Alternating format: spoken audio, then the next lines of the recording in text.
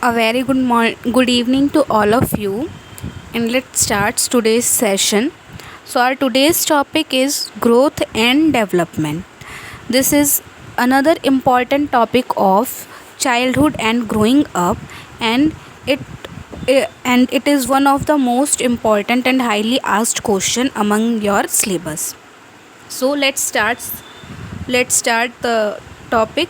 What is growth and what is development? So we will start with the introduction के साथ start करते हैं कि growth and development होता क्या है.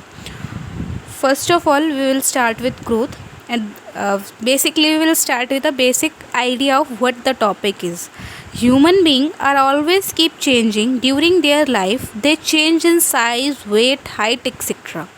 From their birth to death, they have to undergo several changes, and these changes occurring in their body is measured as their growth and development. यानी कि ह्यूमन बीइंग अपनी life span के duration में, जब तक उसका जीवन चलता है तब तक वो अपने साइज़ में, अपने वेट में, अपनी हाइट में, सारी चीज़ों में, ओवरऑल एस्पेक्ट में चेंज होता रहता है. और उसके बर्थ से लेकर उसकी डेथ तक, उसके जन्म से लेकर उसकी मृत्यु तक ये प्रोसेस चलता रहता है. और उस दौरान वो ना जाने कितने ही चेंजेस के थ्रू होकर गुज़रता है, कितने ही बदलाव उसके अंदर आते हैं. और इन्हीं बदलावों से हम पता लगाते हैं कि किसी भी व्यक्ति की या किसी भी इंसान की ग्रोथ या डेवलपमेंट हो रही है या नहीं हो रही है. तो ये बेसिक कॉन्सेप्ट है ग्रोथ एंड डेवलपमेंट का. Move on to the main topic which is called growth. So what is growth? Basically any physical change take place in any part of the body are called growth, like increase in height, increase in size, mass, weight, etc. यानी कि कोई भी ऐसा physical change, कोई भी ऐसा बदलाव जिससे उसके शरीर के हिस्सों में, शरीर के अंगों में कोई भी बदलाव हो रहा हो, उसे हम क्या कहते हैं? ग्रोथ कहते हैं. ठीक है, जैसे कि उसकी हाइट का बढ़ना, उसके वज़न का बढ़ना, ऐसी चीज़ें जो उसके शरीर के अंदर जो बदलाव आ रहे हैं उसे हम कहते हैं ग्रोथ. सो ग्रोथ की कैरेक्टरिस्टिक्स क्या क्या होती हैं? So the first one is it is an intrinsic process, which means it involves many intrinsic changes like enlargement of muscles, elongation of skeleton, and increase in general size of internal body parts. यानी कि ये एक internal process भी होता है. इस पूरे process के ड्यूरेशन में, यानी जब तक ग्रोथ का फेज़ चलता है ह्यूमन बीइंग के अंदर, तब तक उसकी मसल्स की लंबाई बढ़ती है, उसकी मसल्स लेंथ में लंबी होती हैं, उसके जो उसकी हड्डियाँ होती हैं वो बढ़ती हैं, उसका जो बॉडी का ओवरऑल साइज़ होता है वो बढ़ता है. छोटे सा बच्चा होता है, जब उसका बर्थ होता है तब वो किसी और उसमें होता है, लेकिन जैसे जैसे वो बड़ा होता है वैसे वैसे उसका शरीर भी बढ़ता है, उसके हाथ भी बढ़ते हैं, उसके पैर भी बढ़ते हैं, उसकी हड्डियाँ भी जो उनके अंदर प्रेजेंट होती हैं. ऑफ कोर्स नॉर्मल सी बात है कि हड्डियाँ भी बढ़ेंगी, उसकी गर्दन भी बढ़ेगी, उसका फेस भी बढ़ेगा, उसके पैर भी लंबे होंगे, साथ साथ उसके हाथ, उंगलियाँ, सारी चीज़ें ओवरऑल जो इंटरनल ऑर्गन है वो भी साथ के साथ ग्रो करते हैं. इंटरनल प्रोसेस होता है, अंदरूनी प्रोसेस होता है एक तरीके से. The next one is it is an extrinsic process. It involves many extrinsic changes like increase in height, weight, etc. जैसे इसमें इंटरनल चेंजेस होते हैं, जैसे कि हड्डियों का बढ़ना, मसल्स का बढ़ना, ये सारी चीज़ें इंटरनल होती हैं, हमें अपनी आंखों से दिखाई नहीं देती. बट जो एक्सटर्नल में आता है वो होता है लंबाई का बढ़ना, वज़न का बढ़ना, गर्दन का बढ़ना, हाथ पैर का बढ़ना. ये हम अपनी आंखों से ऑब्ज़र्व कर सकते हैं कि हाँ किसी की लंबाई बढ़ी या नहीं बढ़ी, किसी का साइज़ बढ़ा कि नहीं बढ़ा, वो मोटा हो रहा है या वो पतला हो रहा है, वो हेल्थी हो रहा है या कमज़ोर हो रहा है. ये सारे एक्सटर्नल प्रोसेस होते हैं और इनको हम अपनी आंखों से ऑब्ज़र्व कर सकते हैं. The next one is physical and mental growth are inter related, which means they are related to each other. Physical growth take place along mental growth, but physical growth is easier to see than mental growth. यानी कि इंसान की जब growth होती है तो वो दो तरीके से होती है. पहली होती है फिज़िकल और दूसरी होती है मेंटल. यानी कि एक आपके शरीर का विकास, दूसरा आपके दिमाग का विकास. और ये दोनों ही चीज़ें एक दूसरे से रिलेटेड होती है। जैसे जैसे बच्चे का शरीर बढ़ता है वैसे वैसे उसका दिमाग भी बढ़ता है। उसके शरीर की ग्रोथ के साथ साथ उसके दिमाग की भी ग्रोथ होती है। और एक हेल्थी चाइल्ड उसी को कंसीडर किया जाता है जिसमें दोनों ग्रोथ अच्छे से हो रही हो। अगर दोनों में कोई भी प्रॉब्लम होती है तो उसे एक हेल्थी चाइल्ड कंसीडर नहीं किया जाता। बट यहाँ पर इशू ये है कि दोनों एक दूसरे से इंटर रिलेटेड तो होती हैं, बट फिज़िकल ग्रोथ को आप इजीली ऑब्जर्व कर सकते हो, अपनी आंखों से देख सकते हो। आपको पता चल जाता है कि हाँ, इस बच्चे की लंबाई बढ़ रही है कि नहीं बढ़ रही, इसका वज़न बढ़ रहा है या नहीं बढ़ रहा, इसमें क्या चीज़ इसकी चीज़ कौन सी चीज़ लंबी होती जा रही है, क्या उसके फेस की शेप कैसी होती जा रही है, उसका साइज़ कैसा होता जा रहा है। ये सारी चीज़ें यानी कि उसका जो फिज़िकल ग्रोथ है उसे आप अपनी आंखों से ऑब्ज़र्व कर सकते हैं। बट मेंटल ग्रोथ को आप ऑब्ज़र्व नहीं कर सकते। आपको अपनी आंखों से नहीं दिखाई देगा ना कि सामने वाले का दिमाग बढ़ रहा है या छोटा हो रहा है या क्या हो रहा है। उसके मेंटल ग्रोथ को आप कैसे एक्सेस कर पाओगे? तो ये आप एक्सेस नहीं कर पाते, उसको आप मेजर नहीं कर पाते मेंटल ग्रोथ को ईजिली, जबकि फ़िज़िकल ग्रोथ को आप बहुत आराम से मेजर कर सकते हो। Next point is it is measurable, which means it can be measured, observed, quantified and basically explained। यानी कि जब भी किसी इंसान की या किसी भी चाइल्ड की ग्रोथ होती है उसे आप ऑब्ज़र्व कर सकते हो, उसे क्वांटिफाई कर सकते हो, उसे मेजर कर सकते हो और उसके बाद आप उसका रिकॉर्ड भी बना के रख सकते हो कि yes this person has this increment in his height and in his weight. The next one is have limited time period. It is limited to a certain period of life, which means कि जो growth होती है वो life के एक certain period तक ही limited होती है। जब बच्चे की ग्रोथ होती है तो एक सर्टेन पीरियड तक होती है, एक सर्टेन एज तक उसकी हाइट बढ़ती है। अगर हाइट की बात करें तो उसकी हाइट एक सर्टेन एज तक बढ़ती है। अगर उसके ऑर्गन्स की ग्रोथ की बात करें तो उसके जो ऑर्गन्स है वो भी एक सर्टेन एज तक उनमें भी ग्रोथ आनी क्या हो जाती है, बंद हो जाती है। अगर किसी बच्चे की हम बात कर रहे हैं तो उसकी हाइट ऐसा नहीं है, लाइफ जितने साल वो जिएगा उतने साल उसकी हाइट बढ़ती जाएगी बढ़ती जाएगी बढ़ती जाएगी।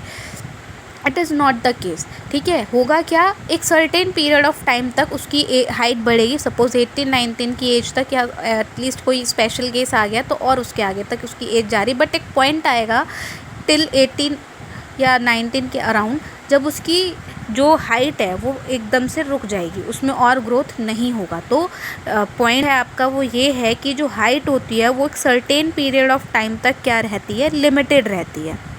The next one is have definite pattern, which means it has a definite pattern but it does not have uniform phase।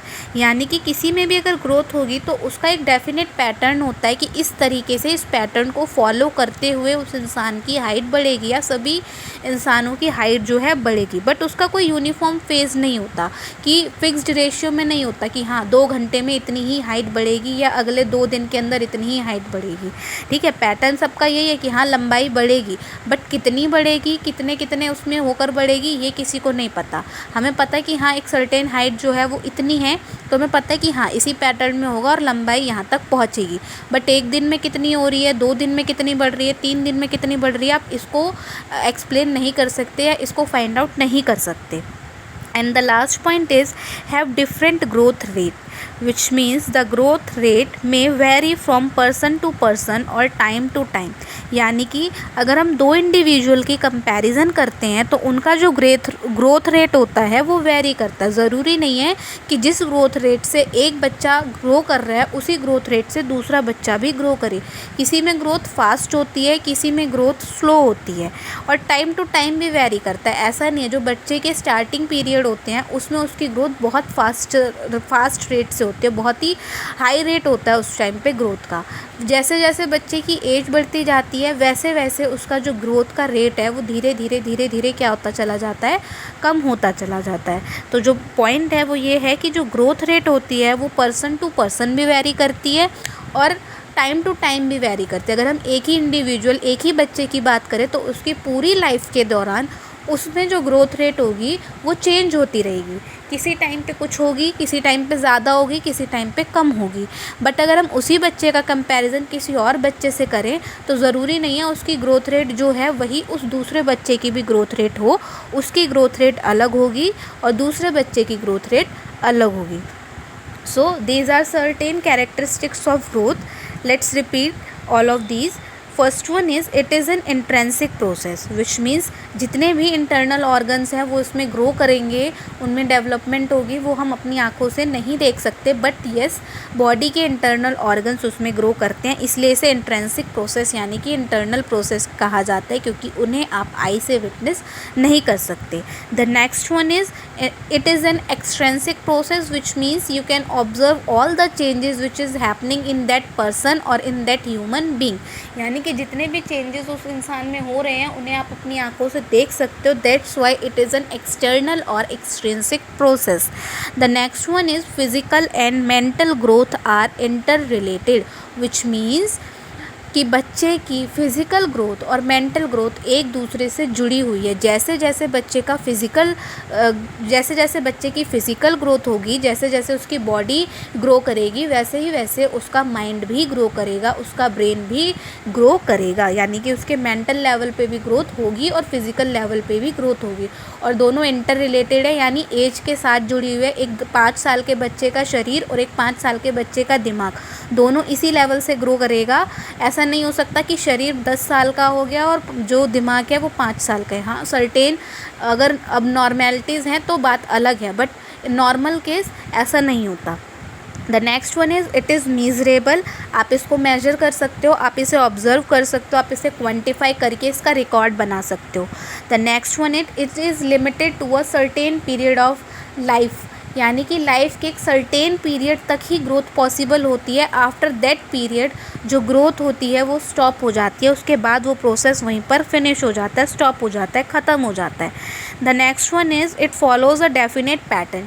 Yes, it definitely follows a definite pattern. एक डेफिनेट पैटर्न में ही हर इंसान के अंदर ग्रोथ होती है, but ये जो pattern है ज़रूरी नहीं है कि ये यूनिफॉर्म फेज हो, यानी कि अगर एक दिन में 1 इंच हाइट बढ़ रही है तो ज़रूरी नहीं है नेक्स्ट डे भी 1 इंच बढ़े या उसके नेक्स्ट डे भी 1 इंच बढ़े या फिर 0.5 बढ़े या जितनी भी बढ़ रही है, ज़रूरी नहीं है पहले दिन जितनी थी दूसरे दिन भी उतनी हो। तो यूनिफॉर्म नहीं होती है बट डेफिनेट होती है।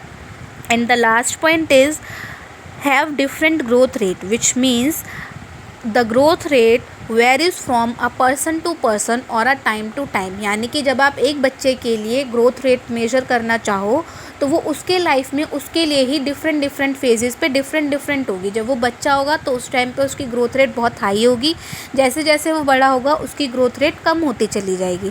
बट जब आप उसी बच्चे को दूसरे बच्चे के साथ कंपेयर करोगे तो इट इज़ नॉट नेसेसरी कि दोनों की ग्रोथ रेट सेम हो। जिस रेट से फर्स्ट बच्चा जो है ग्रो कर रहा है उसी रेट से सेकेंड वाला भी ग्रो करे, it is not possible. It may be, but it is not possible in each and every case. So these are some important characteristic of growth. Here are some another points which you can write down. The growth rate is faster in female as compared to male, and the growth rate is faster in infancy period and slow later on. यानी कि females की और mails की comparison की जाए तो female की जो ग्रोथ रेट होती है वो मेल की कंपैरिजन में बहुत ज़्यादा होती है। बहुत ज़्यादा नहीं बट हाँ यस ये ज़्यादा होती है, इसीलिए जो फीमेल्स होती हैं वो बहुत जल्दी ग्रो करती हैं और मेल्स को टाइम लगता है। And the next one is growth rate infancy period, यानी कि जो भी बताया कि जो स्टार्टिंग पीरियड होता है, जो बचपन में बच्चा होता है उसकी ग्रोथ रेट बहुत ज़्यादा होती है और जैसे जैसे वो बड़ा होता चला जाता है ऐसे ऐसे उसकी ग्रोथ जो होती है वो धीमी होती चली जाती है और एक पॉइंट पे आकर उसकी जो ग्रोथ होती है वो रुक जाती है।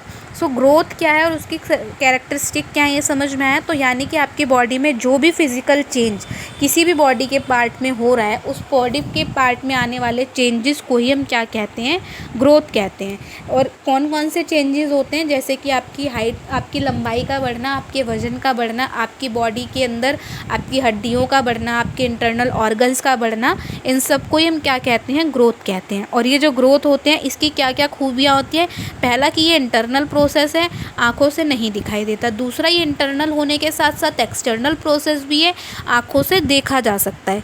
तीसरा ग्रोथ हमेशा दो तरीके से होती है, फिजिकल और मेंटल, और दोनों ही आपस में इंटर रिलेटेड होती है, साथ साथ होती है। जैसे जैसे फिजिकल ग्रोथ होती है वैसे ही वैसे मेंटल ग्रोथ भी होती है।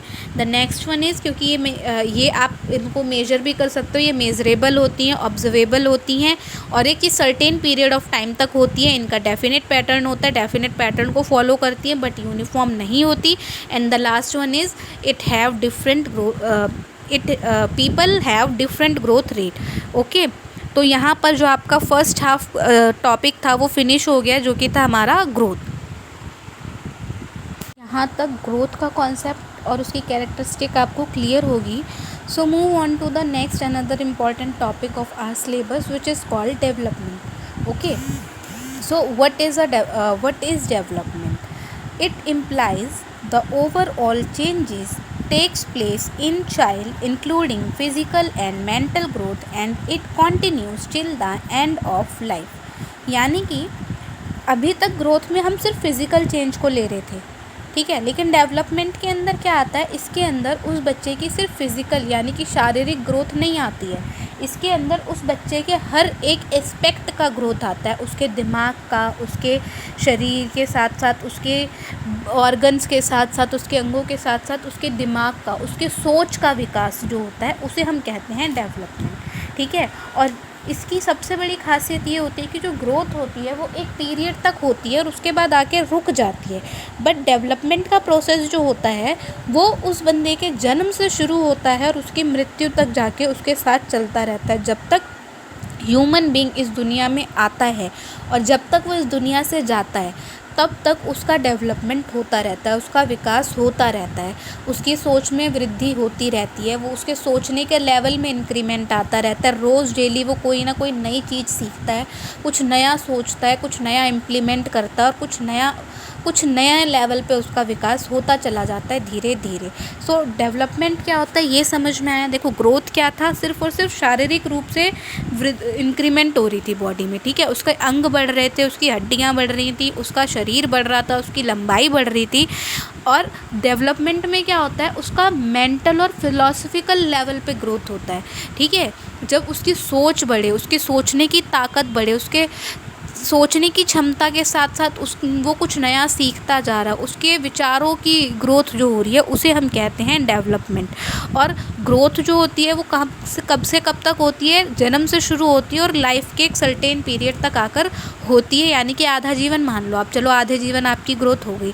बट डेवलपमेंट ऐसा प्रोसेस है जो आपके जन्म से शुरू होता है और आपकी मृत्यु तक चलता ही रहता है। अब डेवलपमेंट क्या होता है, इसकी एक बेसिक सिंपल डेफिनेशन तो आप लोगों को पता चल गई। अब इसी डेवलपमेंट को लेकर कुछ कॉन्सेप्ट दिए गए हैं और जब भी आप अपना आंसर लिखेंगे तो जिनसे रिगार्डिंग अगर कुछ डेफिनेशन या कुछ कॉन्सेप्ट्स हैं तो आप पहले उनको मेंशन करेंगे। सो यहाँ पर मैंने 3 कॉन्सेप्ट्स लिए हैं जिसे आप अपने आंसर में लिख सकते हैं ताकि आपका आंसर और ज़्यादा अच्छा लगे। तो the first one is, according to Anderson, it is a complex process of integrity of structure and function. And according to Allport, it is considered to produce from within individual himself alone. And the last one is, according to Engel, it is concerned with biological total process taking place in subject-object interrelationship। यानी कि Anderson की बात करें तो Anderson ने इसे एक complex process कहा था और इसमें बताया था कि होता क्या है, जब इंसान की जो बॉडी होती है उसका स्ट्रक्चर और उस बॉडी का जो फंक्शन है वो दोनों एक साथ मिल जाते हैं, ये उसका एक कॉम्प्लेक्स प्रोसेस है उन दोनों की इंटीग्रिटी का। ऐसा कहा था एंडरसन ने कि ह्यूमन बॉडी की स्ट्रक्चर और ह्यूमन बॉडी के फंक्शन की इंटीग्रिटी का ये एक कॉम्प्लेक्स प्रोसेस होता है जिसे हम डेवलपमेंट कह देते हैं। नेक्स्ट, ऑलपोर्ट ने अपना कॉन्सेप्ट देते हुए कहा था कि इसका मतलब होता है, इस डेवलपमेंट को हम क्या कहते हैं, डेवलपमेंट का मतलब होता है to produce from within individual himself alone. यानी कि जो बंदा खुद है, जो इंसान वो खुद है, जो पर्सन वो, उसके अंदर से कोई एक नया इंसान का प्रोड्यूस होना, उसके अंदर जो भी थॉट्स प्रेजेंट है, जो भी विचार उसके मन में चल रहे हैं, उनसे जो पर्सनैलिटी डेवलप हो रही है, हम बोलते हैं ना पर्सनैलिटी बन रही है उस पर्सन की, तो उससे जो पर्सनैलिटी बन रही है, जो पर्सन प्रोड्यूस हो रहा है, उसे हम क्या कहते हैं, उसका डेवलपमेंट कहते हैं। और एनगाइल ने कहा था कि भाई एक तरीके से बायोलॉजिकल प्रोसेस है जिसमें क्या होता है, सब्जेक्ट और ऑब्जेक्ट के बीच में इंटर रिलेशनशिप होती रहती है। हम इसमें अपने आसपास जो भी होते हैं, हम सब्जेक्ट है, हमारे आसपास जो भी ऑब्जेक्ट है उससे हम कैसे डील करते हैं, वही हमारा पूरा बायोलॉजिकल प्रोसेस को ही हम क्या कहते हैं, डेवलपमेंट कहते हैं। ऐसा कहना था एनगाइल का। तो यहाँ पर हमने कॉन्सेप्ट्स की बात कर ली है, तो अब हम बात कर लेते हैं कैरेक्टरिस्टिक की। So the first characteristic of development is it is wider and comprehensive. It is wide and comprehensive because it involves physical as well as intellectual, emotional, moral and spiritual development. ये बहुत ही wide range होती है और comprehensive range है, ठीक है। जैसे growth था, ग्रोथ सिर्फ और सिर्फ फिजिकल एक्सपेक्ट देखता था कि किसी इंसान के शारीरिक विकास कैसा हो रहा है, उसको हम कहते थे ग्रोथ। पर डेवलपमेंट का जो एरिया है वो उससे भी बहुत ज़्यादा बड़ा और बहुत ज़्यादा कॉम्प्लेक्स है। इसमें सिर्फ और सिर्फ शारीरिक ग्रोथ को नहीं देखा जाता, उसकी लंबाई चौड़ाई को नहीं देखा जाता, साथ साथ उसका इंटेलेक्चुअल यानी मेंटल लेवल पे जो डेवलपमेंट है, इमोशनल लेवल पे जो डेवलपमेंट है, मोरल लेवल पे जो डेवलपमेंट है और स्पिरिचुअल लेवल पे जो डेवलपमेंट है, उन सबको देखा जाता है। उसका मानसिक विकास कितना हो रहा है, उसका भावनात्मक विकास कितना हो रहा है। एक छोटा बच्चा नहीं समझ पाता कि उसे सामने वाले को, अगर उसके सामने कोई रो रहा है तो उसे कैसे दिलासा देना है, उसे क्या कहना है। बट जैसे जैसे वो बड़ा होता है तो उसे समझ में आता है कि अगर सामने वाला रो रहा है तो क्यों रो रहा है, अपनी गलती की वजह से रो रहा है, दूसरों की वजह से रो रहा है, दुख में रो रहा है या खुशी से रो रहा है, और जिस भी कारण से रो रहा है उसको कैसे चुप कराना है, उसे कैसे सांत्वना देनी है, ये एक बड़े इंसान को पता है बट एक छोटे बच्चे को नहीं पता। तो ये होता है इमोशनल डेवलपमेंट। फिर आता है मोरल डेवलपमेंट। एक छोटे बच्चे को नहीं पता क्या सही है क्या गलत है, कैसे रिस्पेक्ट की जाती है, कैसे ग्रेटिट्यूड दिखाया जाता है, कैसे थैंकफुल हुआ जाता है। बट एक बड़े पर्सन को, एक इंडिविजुअल जो एक आपका पूरा एकदम समझदार इंसान है, समझदार पर्सन है, उसको ये सारी मोरल चीज़ें समझ में आती है। उसे पता है क्या सही है, मोरली अगर हम उस चीज़ को देखें क्या चीज़ सही है क्या चीज़ गलत है, उस पर्सन को ये सारी बातें समझ में आती है कि कब हमें ग्रेटफुल होना है, किसको रिस्पेक्ट कैसे देनी है, किसको रिस्पेक्ट कैसे करनी है, और कहाँ पर किस सिचुएशन में किस तरीके से आप सही हो, किस तरीके से आप गलत हो, ये उसे पता है। तो यानी कि पहला पॉइंट हमारा ये कहता है कि जो डेवलपमेंट है वो सिर्फ फिज़िकल एस्पेक्ट तक समिट के नहीं रह गया, वो इंसान के सिर्फ और सिर्फ फिज़िकल एस्पेक्ट से जुड़ा हुआ नहीं है, सिर्फ शरीर की लंबाई चौड़ाई से जुड़ा हुआ नहीं है, साथ के साथ उसके मानसिक, उसके सोचने के लेवल से, उसके भावनात्मक लेवल से, उसके स्पिरिचुअल लेवल से, उसके मोरल लेवल से, सब चीज़ से जुड़ा हुआ है। जब उसके हर एक एस्पेक्ट में ग्रोथ होती है तब हम कहते हैं कि हाँ इस पर्सन का डेवलपमेंट हो रहा है। जब उसके शरीर के साथ दिमाग भी बढ़ रहा है, उसके सोचने समझने की ताकत भी बढ़ रही है, उसका भावनात्मक रूप जो है वो, उसे भावनात्मक समझ भी आ रही है, उसे नैतिक समझ भी आ रही है, तब हम कहते हैं कि हाँ इस इंसान का डेवलपमेंट हो रहा है। Next is it is a continuous process. It is a continuous process because it lasts lifelong. It starts from birth of child and end with the death of individual. ये स्टार्टिंग में बताया था कि भाई ये कॉन्टीन्यूस प्रोसेस है, जन्म से शुरू होता है और उसकी मृत्यु पर जाकर ही ख़त्म होता है। जब से उसका जन्म हुआ और जब तक वो मरेगा तब तक उसके बीच में डेवलपमेंट उसका होता ही रहेगा, होता ही रहेगा, होता ही रहेगा। रोज़ वो कुछ ना कुछ सीखता ही रहेगा। कभी वो मानसिक तौर पर डेवलप करेगा, कभी वो भावनात्मक रूप पर, कभी वो मोरल पे, तो कभी स्पिरिचुअल लेवल पे उसके अंदर कुछ ना कुछ चीज़ विकसित होती ही रहेगी। तो ये कॉन्टीन्यूस प्रोसेस है। The next one is it is quantitative as well as qualitative also. यानी कि इसमें स्ट्रक्चरल के साथ साथ, मतलब इंसान के शरीर की बनावट में तो बदलाव हो ही रहा है, साथ के साथ उसकी फंक्शनिंग में हो रही है। जो काम एक छोटा बच्चा नहीं कर पाता वही एक इंडिविजुअल बड़े होने के बाद कर लेता है। वो पहले अलजेब्रा नहीं कर पा रहा है, मैथमेटिक्स के बड़े बड़े क्वेश्चन नहीं कर पा रहा है, बट वो बाद में कर ले रहा है। पहले वो हैवी चीज़ नहीं उठा पा रहा है बट बाद में वो उठा पा रहा है। तो यानी कि उस बंदे की क्वालिटी और उसकी जो क्वांटिटी है, दोनों में ही क्या हो रहा है, इंक्रीमेंट हो रहा है। उस बंदे की क्वालिटी भी बढ़ रही है और उसके साथ साथ जो उसकी क्वांटिटी है वो भी बढ़ रही है, जो भी उसका ओवरऑल डेवलपमेंट है वो हो रहा है। The next one is improvement in behaviour. यानी कि जैसे जैसे वो बड़ा होगा, ठीक है, development signifies improvement in behaviour like physical, intellectual, emotional, social, moral, और इट प्रमोट्स एफिशिएंसी। अभी जैसे बताया कि भाई वाइडर रेंज है, तो जैसे जैसे इस में बच्चे का ग्रोथ होता है वैसे वैसे उसके बिहेवियर में भी इम्प्रूवमेंट आता है। एक छोटे बच्चे के बिहेवियर में, एक समझदार इंसान के बिहेवियर में आपको ज़मीन और आसमान का अंतर दिखाई देता है। क्यों? क्योंकि जब उसके शरीर का विकास हो रहा है तो उसके सोचने समझने की ताकत का भी विकास हो रहा है, उसके भावनात्मक एस्पेक्ट का भी विकास हो रहा है, उसका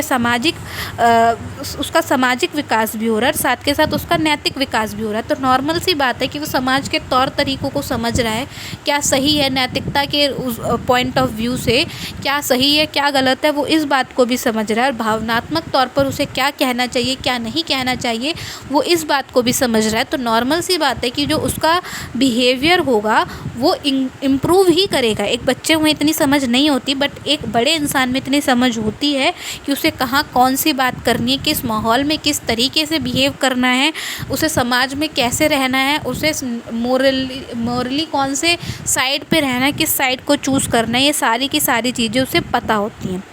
The next one is it is product of heredity and environment. It is joint product of heredity and environment. It is directly and indirectly influenced by force of heredity and environment. यानी कि किसी भी person की जो development होती है, जो उसकी पर्सनैलिटी होती है, उस पर उसकी हेरिडिटी और उसके एनवायरनमेंट का डायरेक्ट या इनडायरेक्ट इन्फ्लुएंस होता ही होता है। यानी कि वो जिस माहौल में रह रहा है और वो जिस परिवार से आया है, दोनों ही चीज़ें उस पर्सन के विकास पर बहुत ही महत्वपूर्ण प्रभाव डालती हैं। अगर एक बच्चा किसी अच्छी फैमिली से बिलोंग करता है, जहाँ सब पढ़े लिखे हैं, जहाँ सब रूल्स को फॉलो करते हैं, जहाँ सब एकदम हाई लेवल का सोचते हैं, तो नॉर्मल सी बात है कि उस बच्चे में ये सारी चीज़ें जन्म से ही आने लगेंगी। ठीक है, बाय बर्थ से पहले उसके जीन्स में ये सारी चीज़ें प्रेजेंट हैं। तो नॉर्मल सी बात है कि उसकी हेरिडिटी इस पर प्रभाव डाल रही है।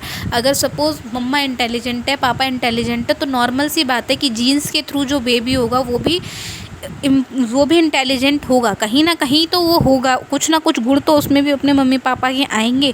तो हेरिडिटी इंपॉर्टेंट रोल प्ले करती है, और साथ के साथ उसका एनवायरनमेंट भी इम्पॉर्टेंट रोल प्ले करता है। वो जैसे लोगों के बीच रहेगा, जैसी संगत में रहेगा, जैसी उसकी कंडीशनिंग की जाएगी, जैसा उसे सिखाया जाएगा, जैसा उसे समझाया जाएगा, वो वैसा ही बनेगा। तो कहने का मतलब ये है कि किसी बंदे की जो डेवलपमेंट, उसकी जो पर्सनैलिटी होती है, वो उसके हेरिडिटी और इन्वायरमेंट से डायरेक्टली इन्फ्लुएंस होती है। उसका परिवार कैसे है, उसके घर वाले कैसे हैं, उसके आस पड़ोस कैसे हैं, उसका स्कूल कैसा है, उसके पड़ोसी कैसे हैं, उसके पड़ोस वाले दोस्त कैसे हैं, उसके स्कूल वाले दोस्त कैसे हैं, उसके कॉलेज वाले दोस्त कैसे हैं, ये सारी चीज़ें उस बंदे के डेवलपमेंट में, उस इंसान के डेवलपमेंट पे प्रभाव डालती हैं।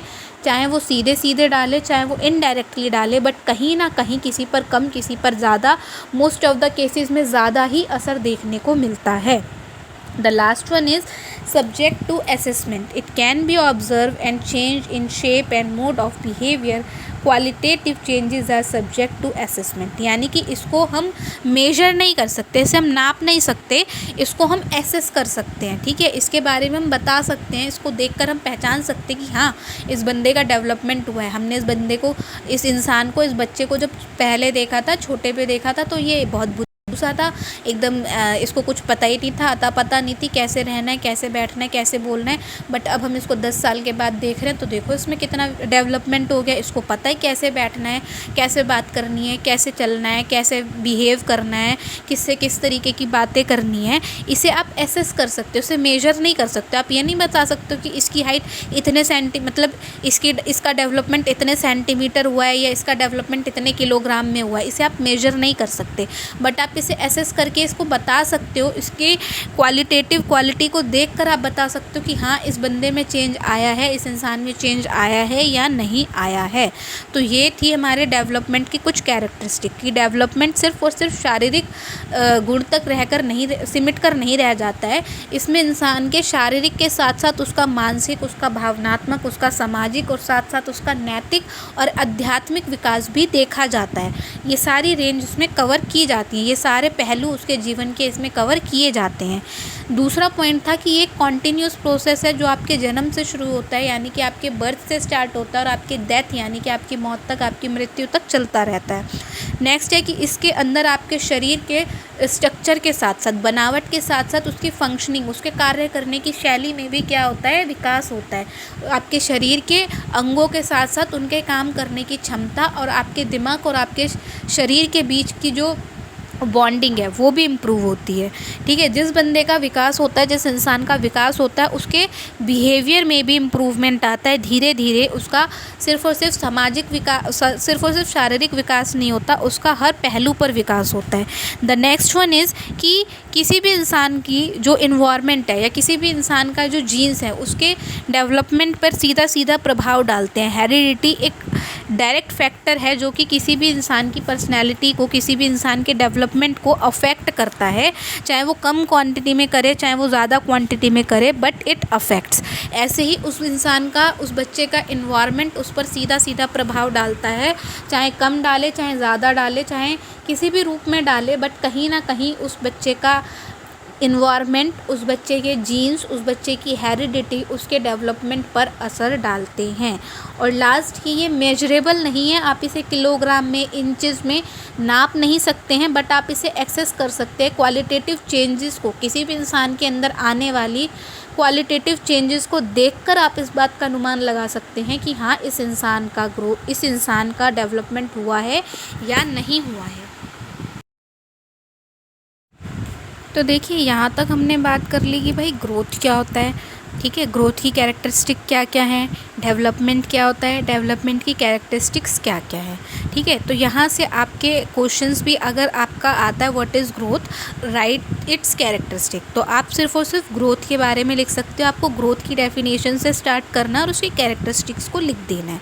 अगर सिर्फ क्वेश्चन आपके पास इतना आता है what is development, right characteristics of development, तो आप डेवलपमेंट से स्टार्ट कर सकते हैं और कैरेक्टरिस्टिक ऑफ डेवलपमेंट लिख सकते हैं।